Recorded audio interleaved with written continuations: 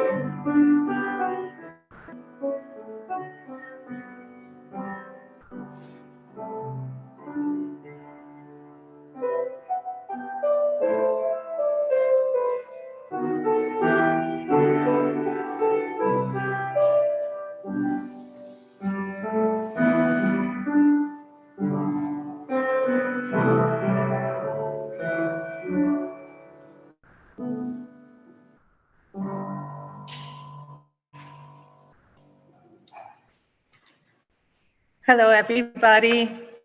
Welcome to the Unitarian Church of Fall River. Those of you who are here in person and those joining us via Zoom.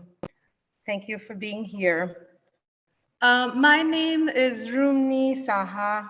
I identify as a Hindu. I was born in India. Hindu philosophy is very close to my heart. I'm also a member of the Unitarian Universalist Church, and what drew me to the UU Church of Sharon was its call for social justice. And I am also a humanist. This is my second semester, second year of seminary. I'm currently in at the Boston University School of Theology on the hospital chaplaincy track. But I have to say, last time I was here, that was my very first service. I was so thrilled, to be here. I wasn't sure if this is a path that I would be seeking, pastoral ministry, but you have been successful in confusing me, so I'm kind of discerning that. Thank you. Again, I am thrilled. I'm so honored to be called back. I thought, when I left, I thought, oh my God, I don't think they want to ever hear from me. So I am deeply, deeply honored to be here. We are going to start out by doing a responsive reading. It's called A Renewed Hope for This World by Nathan Ryan. And feel free to read out the parts in bold out loud.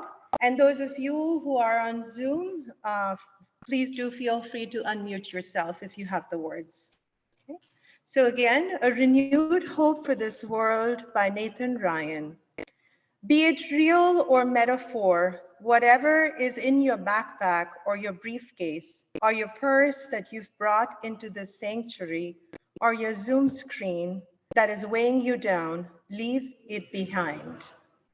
Whatever you are carrying that is keeping you distracted or caught up in shame or guilt or hopelessness, leave it behind. If you need it, it will be here when you're done, but for this hour, just let it go. Come into this place with open hearts. Come into this place with a soul that has remembered how to be tender again. Come into this place with a renewed hope for this world.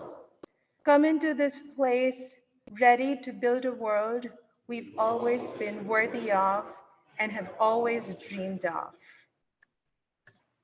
Now we're going to light the chalice, and I'm going to read from 448, the Gray Hymnal.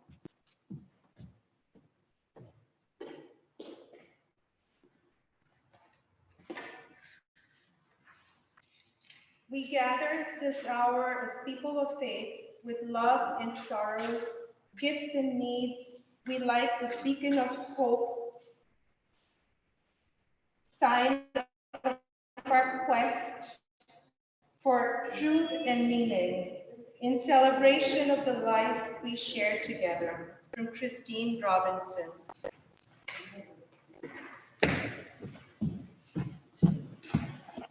Okay.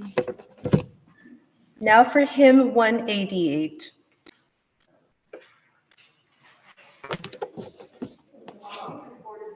Oh, that's right. Nancy is the expert. Thank you. 247.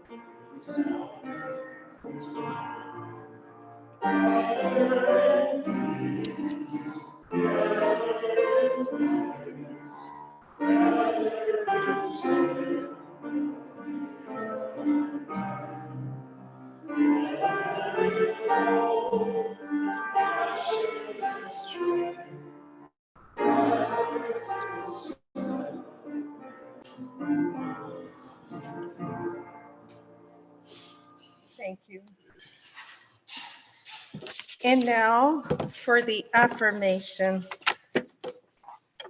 Love is the doctrine of this church. The quest of truth is its sacrament, and service is its prayer. To dwell together in peace, to seek knowledge in freedom, to serve human need, to the end that all souls shall grow into harmony with the divine. Thus do we covenant with each other and with God. All right. We come to this part of the service where if anyone has announcements, feel free to come up. Dr. Renke, yes. Richard.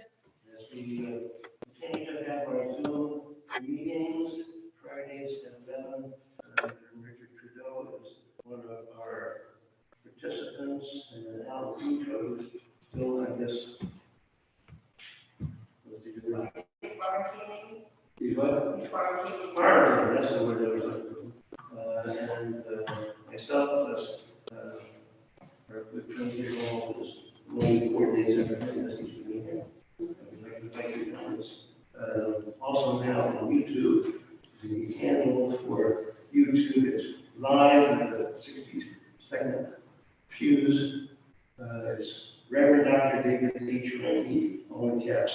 That's the YouTube channel. Thank you. Anybody else? I'd just like to tell people, please only come to invest in our worship service. Next week is Dr. Rob Ross.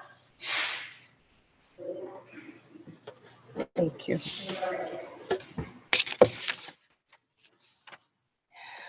All right.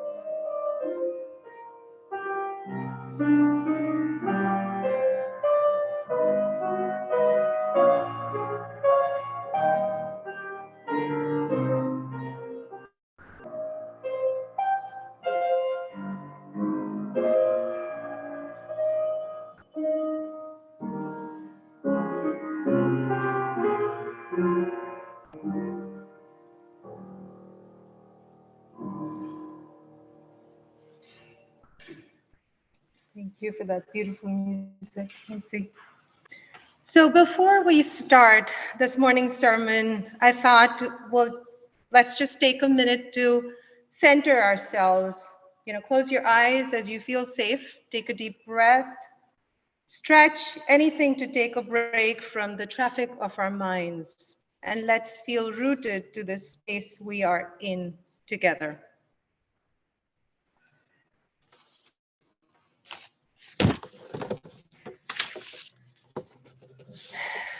All right.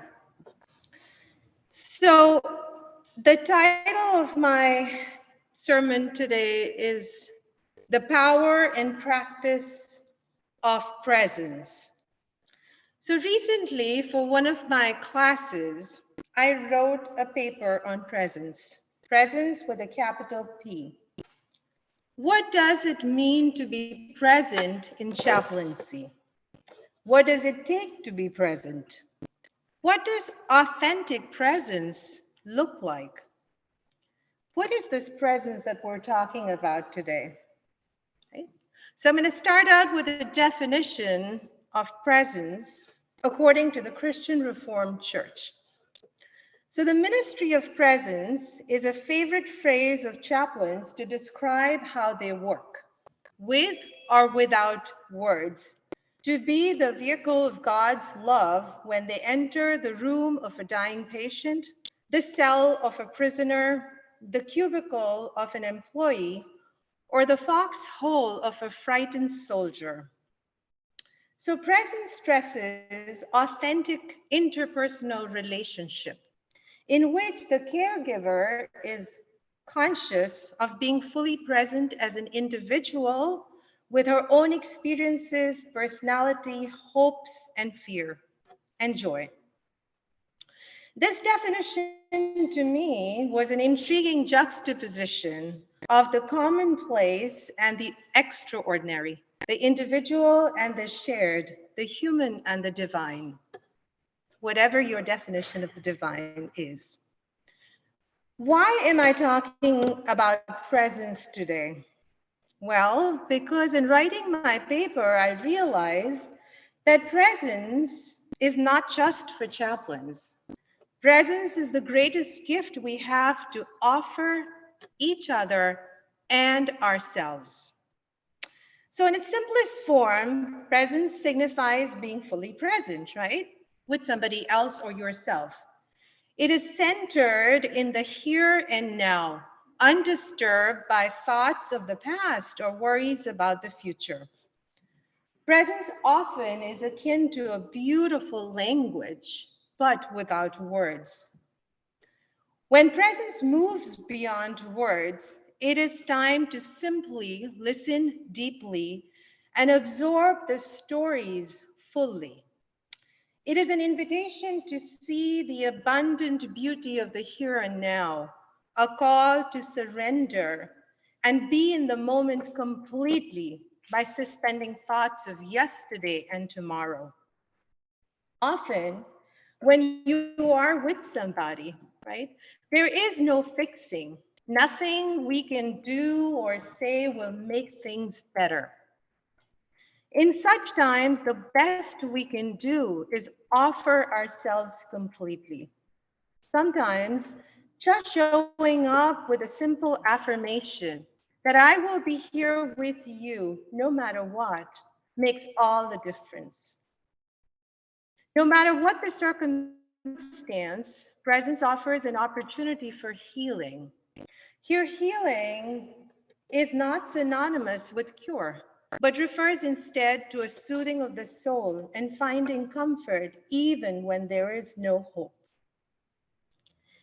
Now, is this hard work? This sounds like hard work, right? So, is this hard work really sustainable for ordinary people? Yes, absolutely. Genuine presence is not easy, but anyone can cultivate it. It's a matter of first being aware, and second, it's a matter of practice, just like everything else. By practice, I don't mean anything complex or sagely, right? An encounter in the course of my chaplaincy internship comes to mind. So I had mentioned in my last visit here that I did my CPE, my clinical pastoral education at Brigham and Women's Hospital in Boston just this past summer. And I remember I was shadowing a chaplain, for a day.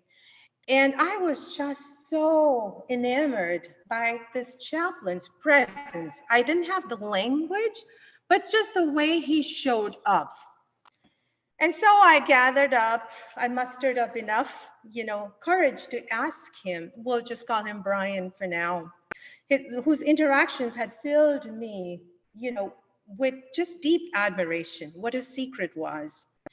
And what Brian told me that day surprised me. And honestly, I didn't quite grasp its meaning completely until I started researching presence. So he shared that he always took a minute, just a minute, before entering and upon leaving a patient's room to wash his hands in silence. The routine of rubbing his hands together in a familiar rhythm was a way of processing what he had just witnessed. The feel of the water running down his hands helped him shed whatever he was carrying from the previous visit and to prepare him for what was to come. I now realize that Chaplain Brian, even in the midst of utter chaos, had developed a simple ritual, and by engaging in it ceremoniously, he was preparing his mind to be completely present. It was his authentic presence that in turn made him stand apart from all the other dedicated caregivers. The wonderful womanist, poet, and civil rights activist Audre Lorde's precious words come to mind. She talks about self-care. Self-care is not about self-indulgence. It's about self-preservation. Okay? Self-care is crucial to charging oneself. Self-care is also crucial for companioning somebody else. Howard Thurman's words come to mind. The streets of our minds are seething with endless traffic, right? And when he wrote this was almost 70 years ago when technology was not even, the way we see it now. And imagine what technology is doing to our minds, right? What is happening to this traffic? Now, how do we deal with the traffic of our minds so we can be with somebody else? One of the greatest resources we have, which is tremendously underused by me too, is this vehicle of self-care, which is the power of silence, right? We can find ourselves in silence, yet we choose to ignore silence. Another tool in psychology that is often used as a mindfulness and grounding practice is simply called a body scan. As the name suggests, it's just a quick self-check to assess where I am. What's my immediate need? Am I hungry? Do I need a cup of coffee? Do I need a sip of water? Do I need an extra sweatshirt so I am not cold? A not so great analogy comes to mind, right? We're often told to go to the supermarket never hungry, right? Don't go to the supermarket if you're hungry. Because what happens when we go to the supermarket, when we're hungry, we pick up everything inside, but we forget the bread or the milk that we go in for, right? So body scan is a self-check. It's a quick check that all of us can do with the intention to fully show up for myself or somebody else. We have so much to give by our presence, and presence has so much to offer us if only we listen.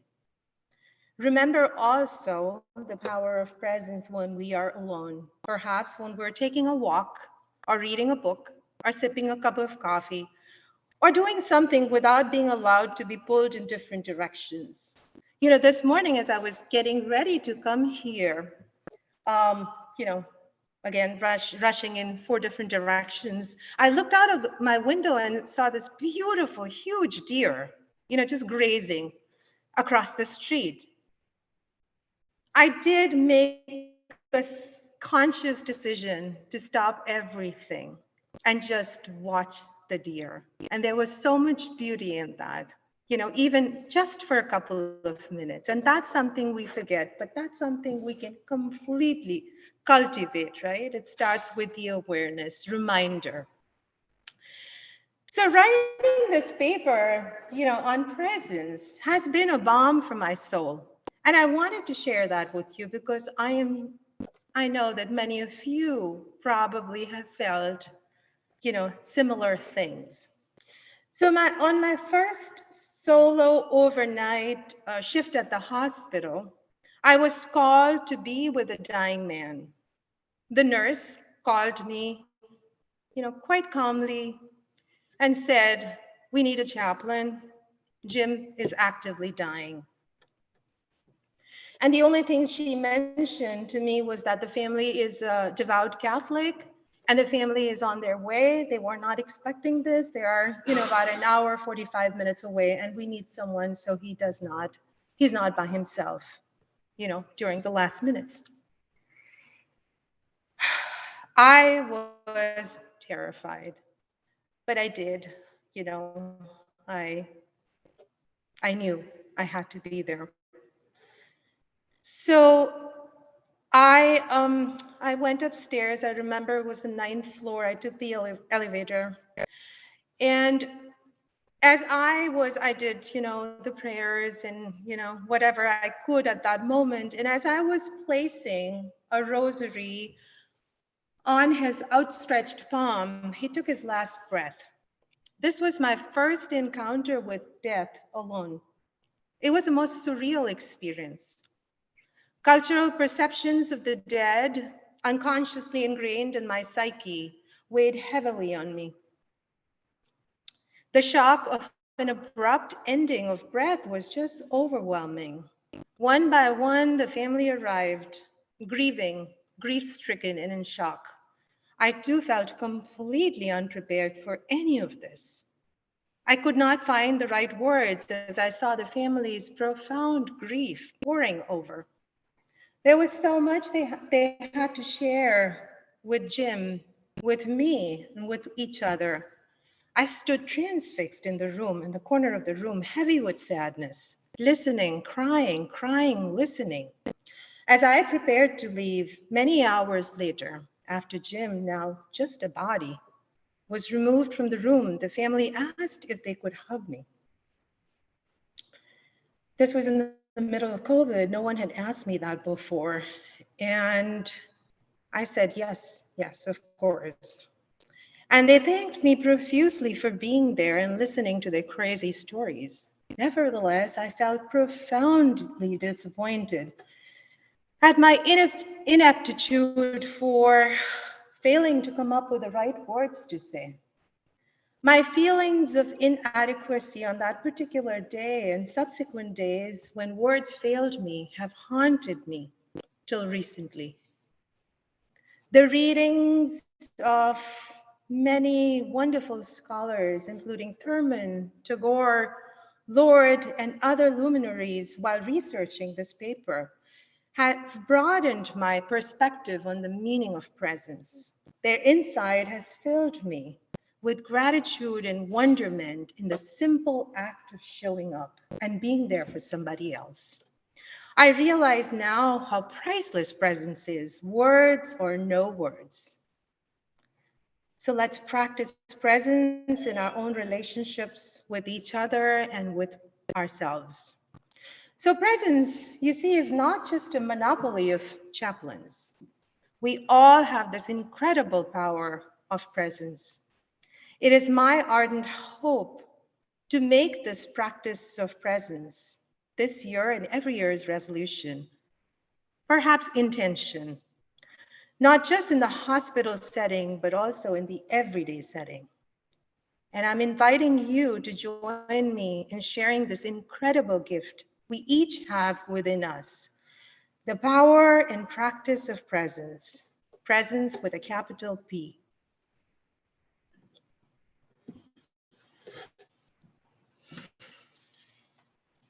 So now I invite you to share. Oh, is the offertory. Never forget that. Next time.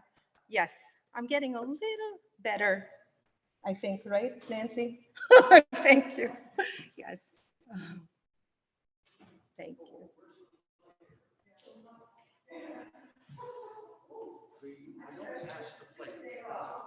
We don't pass the plate? Okay.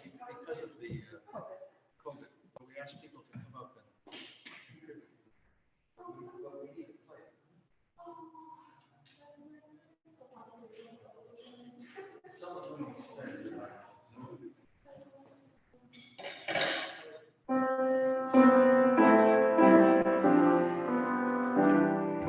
I'll mention.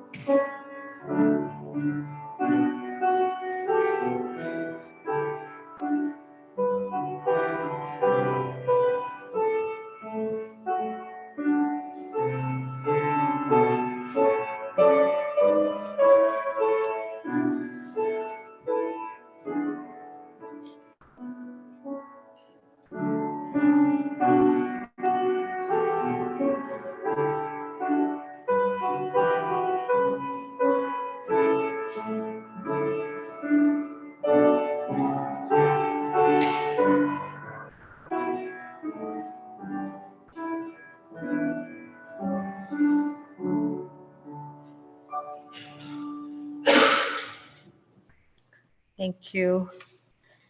And now we are going to be sharing any joys or concerns.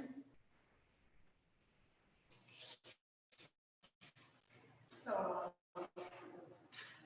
I missed last week, and I think it was before, I'm not sure, because I wasn't feeling well. And of course, my first thought is COVID. So I have been tested twice in the last week, and both came up negative. Thank God. I just want to say, when I first started getting symptoms, which is when you're supposed to do your test, I didn't have a home test on hand. So I went to Amazon.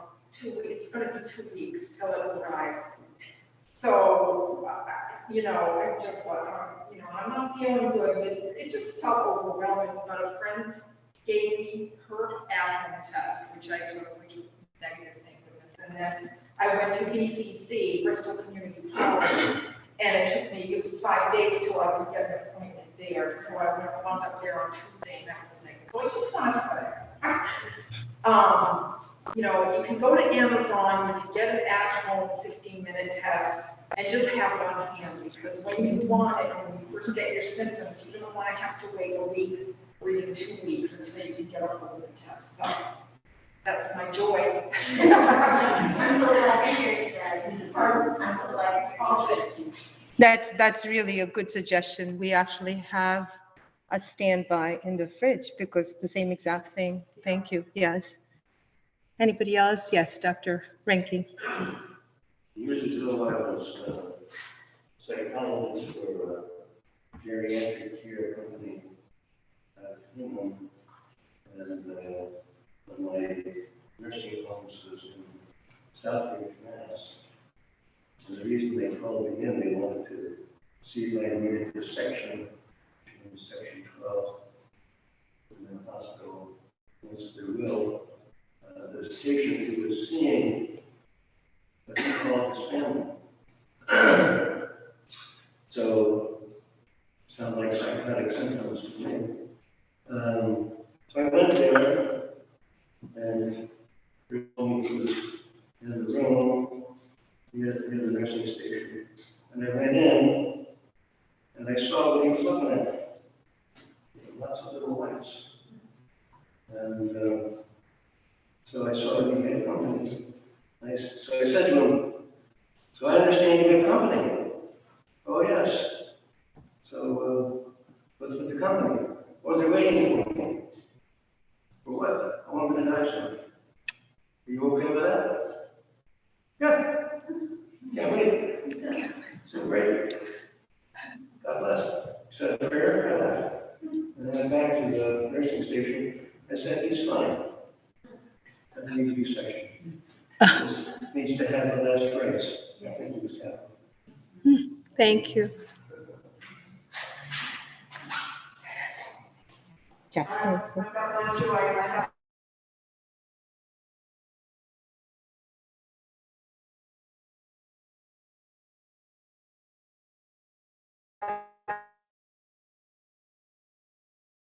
and I don't know what tip the scale may have been needed from her employer or what, but she's vaccinated. Wonderful. Thank you. Yes, Donald.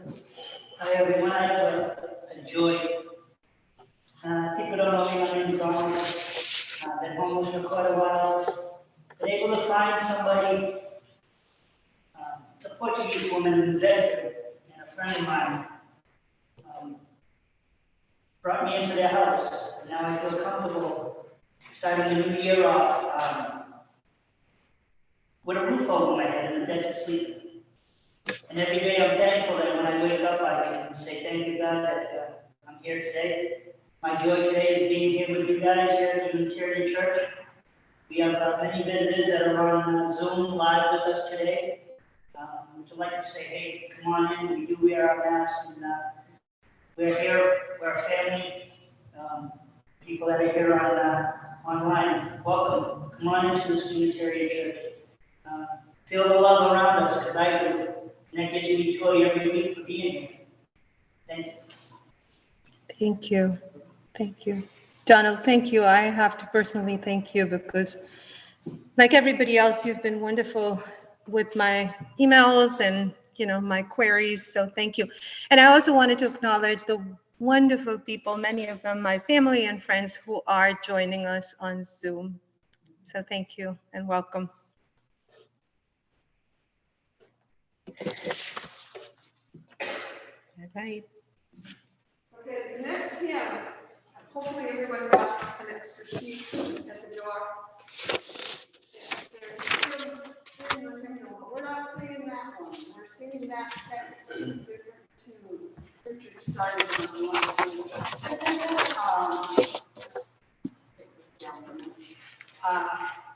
one. This is from a book by Mary Alice and Peter Amidon, who are composer arrangers from Vermont. They were one of the first sets of people who started hospice choirs some years ago. And I actually went to a workshop with them quite a long time ago. So when I looked up this hymn in the hymnal, the text, of course, I knew, but I was playing the tune and thinking, I know this from somewhere else. And the tune that's in the hymnal is a little clunky. So I went searching. So this is from a book that I had gotten from this and it's a much more user-friendly tune. And so I'm going to play the whole tune through one time, and then you get two shots at it. Go down to the first ending, and then when you get to the end of the third line, go back to the top. Second time, go down to the middle of the third and fourth line, and you jump to the ending. So you get two chances to get it right. I'll play it all the way through.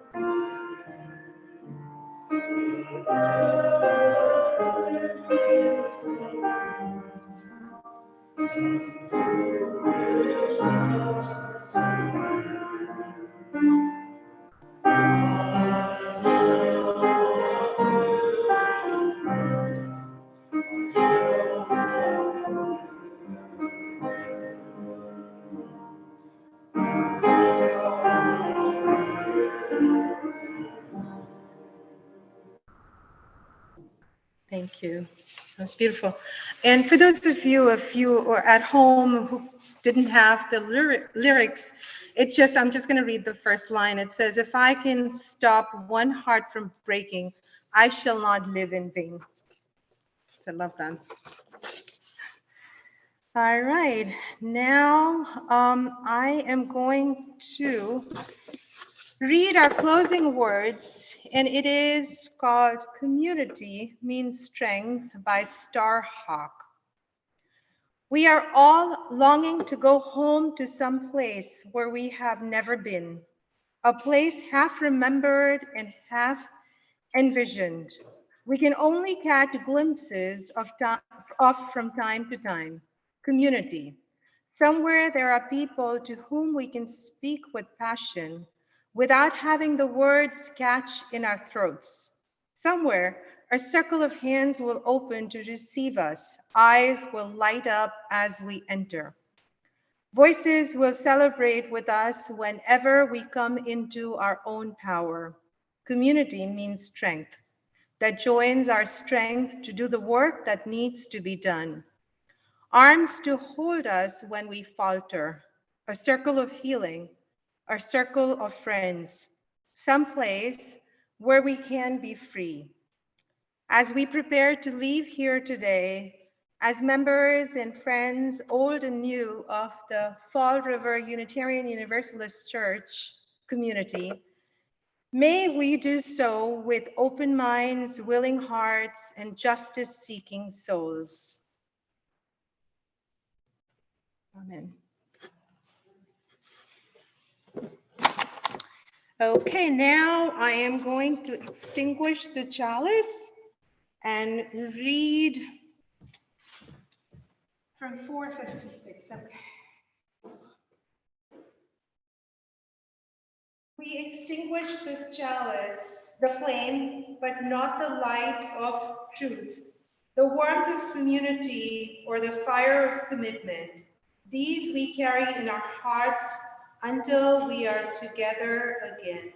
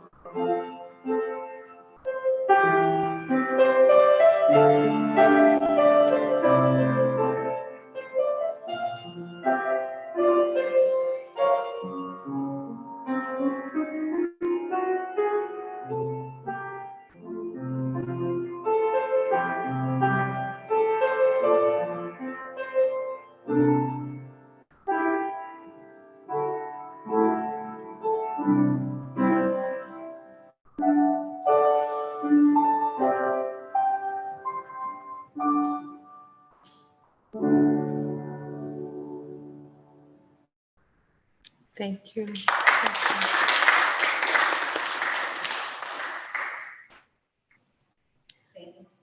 Thank you, everybody, for being here. Thank you again for those of you present and those of you on Zoom.